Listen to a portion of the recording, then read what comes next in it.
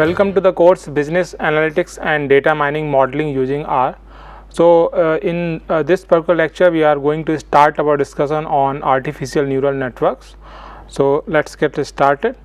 So, let's understand particular background about background of artificial neural networks, how they were conceived, and other things, other details. So, first artificial neural networks, they are based on human learning and memory properties. So, they mimic the process of memorizing and learning of humans.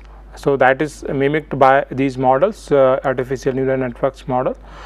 So, capacity is to generalize from particulars. So, so that is also the one capacity of humans. Third one, biological activity of a brain where interconnected neurons learn from experience. So, the structure, the biological activity and the particular structure that is part of the brain, the similar kind of a structure is used in artificial neural networks, and the learning procedure, the learning process is also quite similar. So, directly inspired from human brain activity. So, these particular model neural networks, they mimic our human brains learning and learning process and other things. So, learning and memory properties, ability to generalize from a specific things, and also the overall network of neurons that is there. So, all these things are quite similar in artificial neural networks. So, typically neural networks model they are used where the relationship between outcome variable and a set of predictors is quite complex.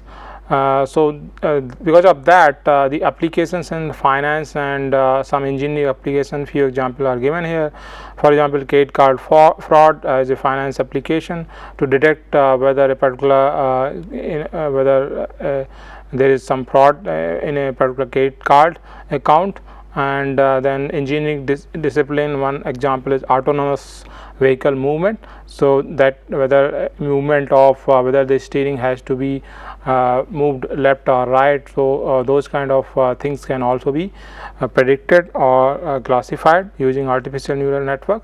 So, typically where we are dealing with complex relationships, something for which it is difficult to use a structured structured functional form or actual relationship is unknown, probably artificial neural network can be used. And applications also applications of artificial neural networks also are seen in areas where the main behavior or main phenomena or relationship is being determined is being based on how the human thinks or and therefore behave. So, for example, driving. So, one example that we have given here, driving.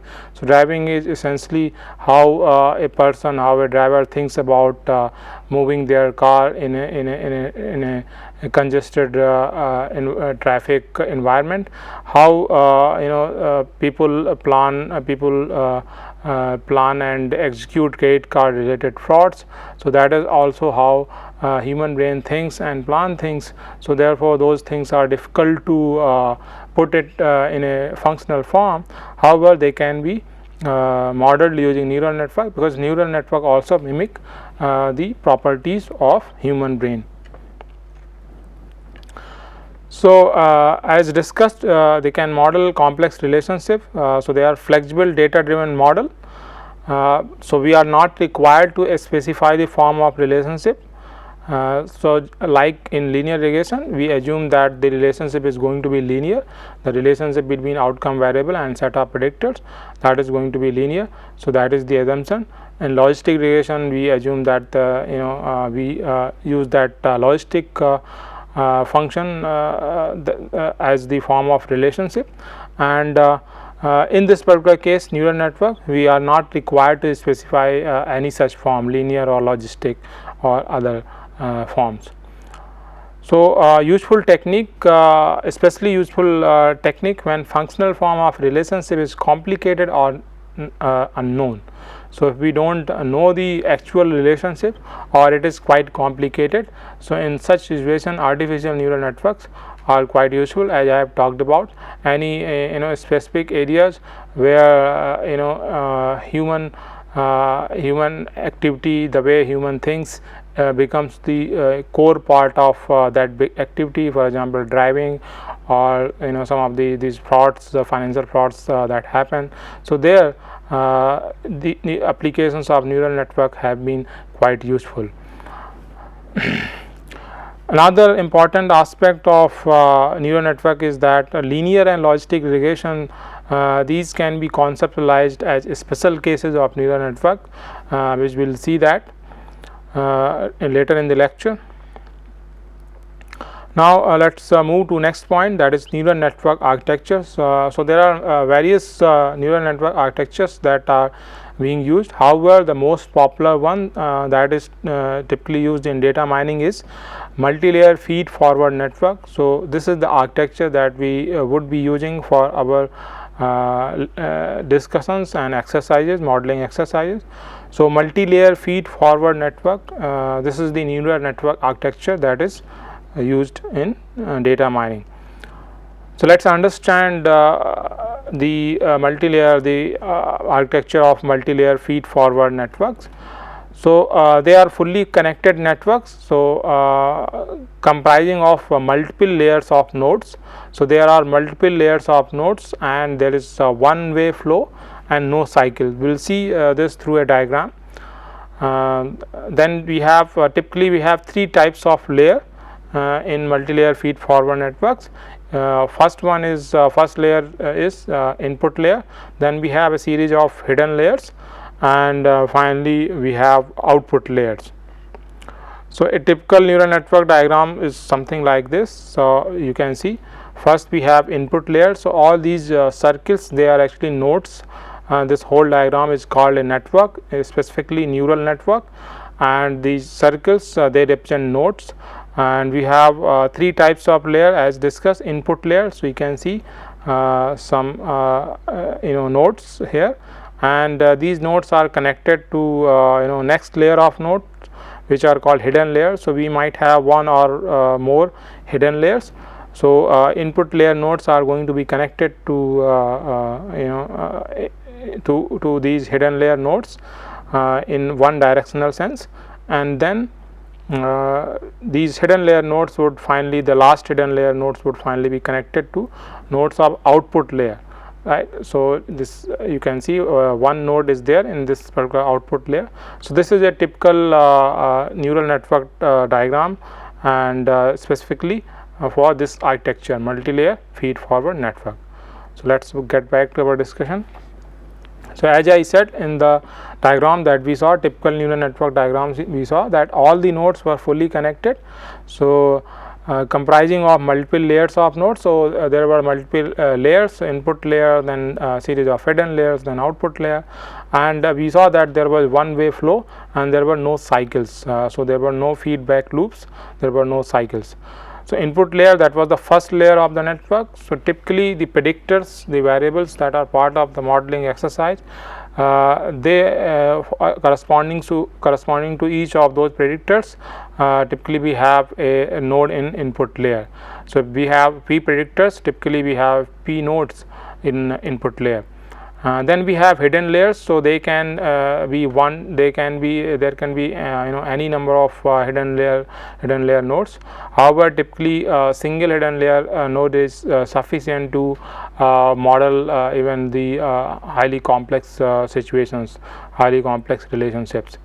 So these hidden layers are between input and output layer, and finally we have the output layer, which is the last layer of the network. And we have nodes corresponding to the output variable, that is outcome variable of interest. So depending on the outcome variable, we might have nodes there. So one outcome variable, typically we have one node there. If the outcome variable is categorical in nature, so typically for binary variable, we might still have just one node. but if the categorical variable is having m classes, then we might have m nodes. So, output layer, typically for prediction there might be just single node, for binary categorical there might be just single node, and for a categorical variable with m classes there might be m nodes. So, that is going to be the last layer, and so this is about the structure or architecture of multi-layer feed forward networks. Let us understand few more details about these networks. So, nodes, as we saw in the diagram, nodes receive feed from previous layer and forward it to the next layer after applying a particular function. So, let us go back to this diagram. So, we can see that for example, first layer is input layer. So, we do not have any previous layer in this case. So, we just receive the input values and then they are fed to next layer. Now, when we talk about the first hidden layer, you would see that they receive the feeds from the previous layer nodes. So, you can see nodes receive feed from previous layer and forward it to next layer after applying a particular function. So, these nodes, first hidden layer, so these nodes, so they receive feeds, so these connected arrows. So, from every node in input layer, every node in input layer is going to be connected to every node in the next layer, that is the first hidden layer. So, you can see 3 arrows emanating from this particular node and connecting to all 3 nodes of first hidden layer. Then the second input node, and again you can see 3 arrows connecting to 3 hidden layer nodes, and similarly for the next node, and similarly for the last input node. So, similarly if we look at other layers, so first hidden layer and second hidden layer, so you can see from first hidden layer nodes, so you can see 3 arrows connecting to 3 nodes in the next hidden layer, that is second hidden and second and last hidden layer. And we can see similarly from all the nodes in the last hidden layer, we can see arrows connecting to output node in the just single output node in the output layer. So, for example, first hidden layer, we can see that it is receiving feed from the previous layer nodes, that is input layer nodes, and then it will apply certain function, that certain function on that feed, and then the output is going to be forwarded to next layer node, and for next layer node it will become the input, and then again next layer node will apply a certain function to the feed that they are receiving from previous layer, and then again the output would be computed and this output would be forwarded to the next layer, that is in this case output layer. So, in this fashion the feed is computed, the input values so they are used and the output is produced. So, you can see next point is function used to map input values, that is received feed, to output values, that is the forwarded feed at a node, is typically different for each type of layers. So, the function that are going to be used that is going to be used in input layer, that is going to be applied on input values, that is predictors values. So, this particular function is going to be different from hidden layer and output layer. The hidden layer, the function that is going to be applied on the received feed is going to be different from the other 2 types of layers. So, each type of layer will have its own function. So, this function typically is called transfer function, as we will see later on. So, a few more details about these networks. So, each row from node I to node j has a value wij, that is weight, indicating weight of the connection.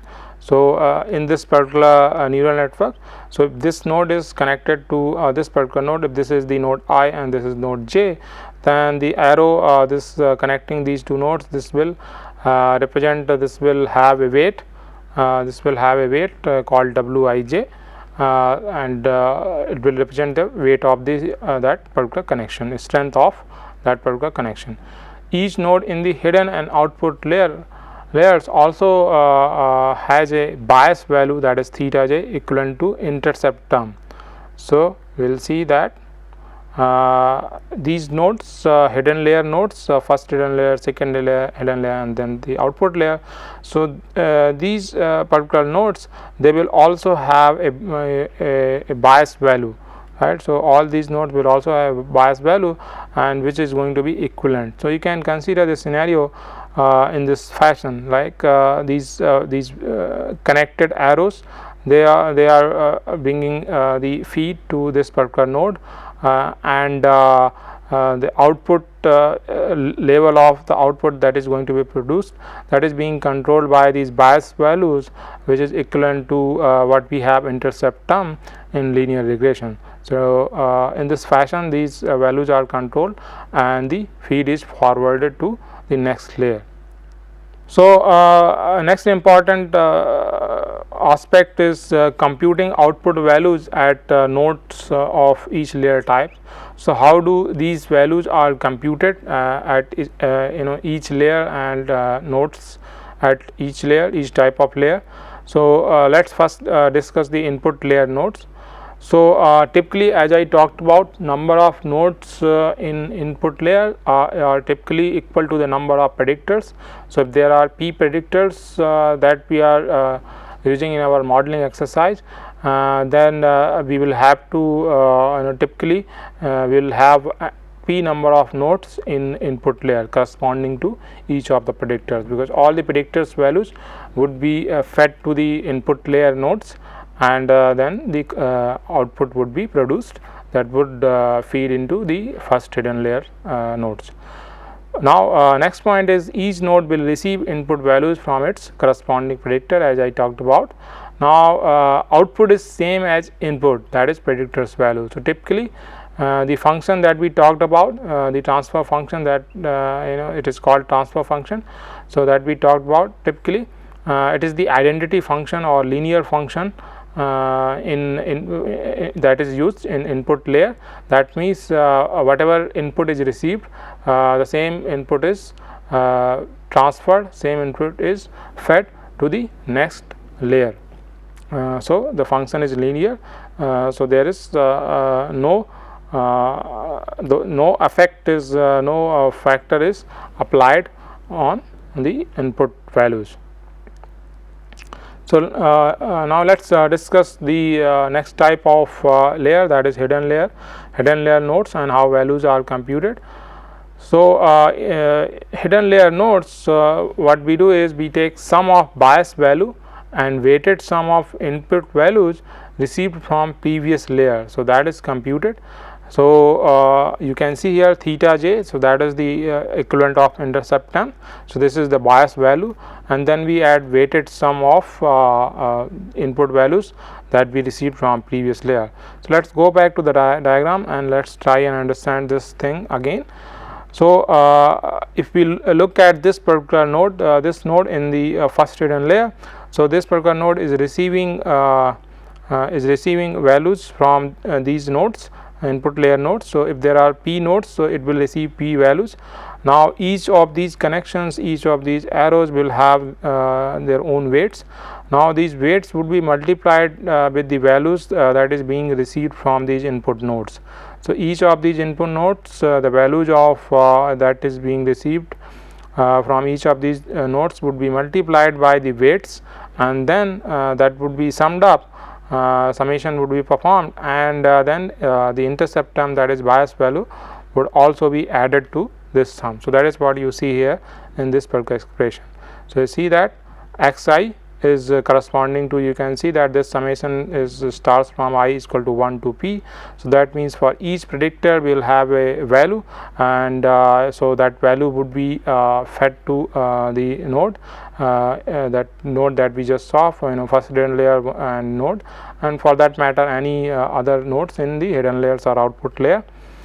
So this value then is multiplied by the weight of the connecting arrow, and then we take summation, and then bias value is also added to this. So this bias value will, as you can see, in a way is controlling the label of the overall value of hidden layer nodes, just like so. There is some similarity, as we can see, to the linear equations linear line that we linear modeling that we see, beta 0. So theta j here is equivalent of beta 0, and then these weights multiplied to predictors values are equivalent of what we have beta 1 x1 and beta 2 x2 that in linear regression. So this formulation is equivalent to that.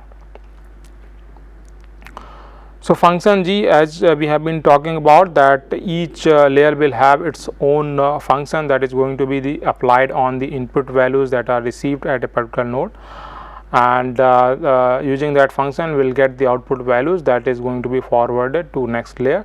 So this function g is called referred as transfer function and is applied on this sum. So for hidden layer nodes we have to compute this term. So all the predictors values that we are receiving from p nodes, they will be multiplied by their respective weights, and then bias value would be added. Then this will have the value from using this expression, and this value would be then passed to this transfer function and will get the output. So this output is going to be the output of that hidden layer node. So what could be the different alternatives, different options for a transfer function? So transfer function could be a monotone function, and these are few examples. For example, linear function gx is equal to bx. So this is the function that is used in input layer, where the input is transferred as is as output, right. So this is the function that is used in input layer. And another function that could be used is exponential function, so e to the power bx. And then another function that is that could be used is logistic or sigmoidal function, that is 1 divided by 1 plus e to the power minus bx. So this could also be used. So a logistic function is the typically the most used transfer function in multi-layer feed forward networks, in neural networks in general. So logistic regression is typically used for hidden layer nodes, and as we will discuss even for output layer nodes also, this logistic function is typically used, most used function. Now these hidden layer nodes, few more points. These bias values and weights theta j and wij's, they are typically initialized to small random values in this range 0 to 0.05, 0 to plus minus 0.05. So typically for the first iteration, as we will discuss the training process, neural network training process. So typically these values are initialized in this range, and then the network will learn through different iterations. So as you can see, the next point, network updates these values. So first they would be randomly initialized with these small values, and in next iterations the network will update these values after learning from data during each iteration or round of training. So these values theta j's, which are bias values, which are going to be each for each hidden layer or and output layer nodes, and then weights which are going to be there for each of the connection from input layer nodes to output hidden layer nodes to output layer nodes. So each of those connection will have these weights. They would be initialized to some values for first iteration, and after that these particular values theta j's and wij's, they would be continuously updated after each iteration, after each pass through the network. So for each observation in the training partition or the sample, that is these weights, these values are going to be updated. So let's move forward. So now let's talk about the next type of layer, that is output layer. So output layer nodes, as you can see in the first point, steps are quite similar, same as we just discussed for hidden layer nodes, except that the fact that input values are received from last hidden layer, right. So when we talked about hidden layers, the previous layer, whether it's the hidden layer or input layer, the values were received, and then those fields, then they were using that expression, that value was computed, weighted value was computed, and that was then used in the function, transfer function. So similar process is used in output for output layer nodes as well, However, the values that we receive they come from the last hidden layer, and using the same expression that we used for hidden layer nodes, the weighted value is going to be computed, and then that is going to be used in transfer function, and the output value is going to be produced. So, typically the transfer function that is used in hidden layer nodes, the same transfer function is used in output layer nodes as well. So, typically the same function, same transfer function is used. So, as I talked about that most used transfer function is logistic function, but that is mainly for hidden layer nodes and output layer nodes. So, typically logistic function is used for hidden layer nodes and output layer nodes, and linear or identity function is used for input layer nodes. Now, output values that are produced by output layer nodes, they are used as predictions, because that is the final layer, last layer that we have in a network. So, the output that is produced out of these nodes, output layer nodes, so they are going to be used as predictions in a prediction task, and also they are going to be used as scores, for example probabilities values, and that are going to be used to classify a record in a classification task. So, this is how the computations happen. Computations are performed in a typical neural network architecture. Now, if we talk about the neural network training process, so steps that we have discussed for computation, whether it was for input layer or hidden layer or for the output layer. So, these steps are going to be repeated for all the records in the training partition. So, for each whenever for each observation, when these particular steps are repeated, that is called one iteration. So, each observation will go through this neural network, and all those computations in input layer, and then hidden layer, and then the output layer are going to be performed, and for each record this process will continue. Now, for each observation, therefore will have a predicted value, and therefore will have predicted error. Now, these errors are later on are going to be used to learn. For example, each error, as we will discuss later, that in coming lecture, that these errors for each observation, these errors are then used to update the neural network, to update the weights Wij's and theta-j's, and from each observation, that is for each observation and the computations that are performed in the neural network, the iteration that happens are going to be used as a part of learning process. So, more about this process we will discuss through an example in next lecture. Thank you.